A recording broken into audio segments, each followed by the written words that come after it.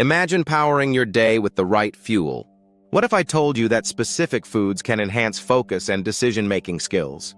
As a CEO, your food choices can impact your performance and health.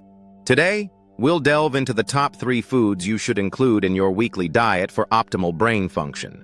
First, let's talk about fatty fish. Fatty fish, like salmon and mackerel, are packed with omega-3 fatty acids. Omega-3s support brain health and improve memory. They help maintain mental clarity, essential for strategic thinking and problem-solving. Aim for 2 servings each week. Next up, leafy greens.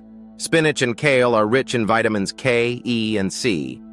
These nutrients promote brain health and protect against cognitive decline. Including leafy greens in your meals can improve concentration and focus. Try adding a salad to your lunch or dinner. Finally, nuts and seeds. Walnuts, almonds, and flax seeds are sources of healthy fats and antioxidants. They provide energy without the crash, keeping your mind sharp throughout the day. Snack on a handful or add them to your breakfast.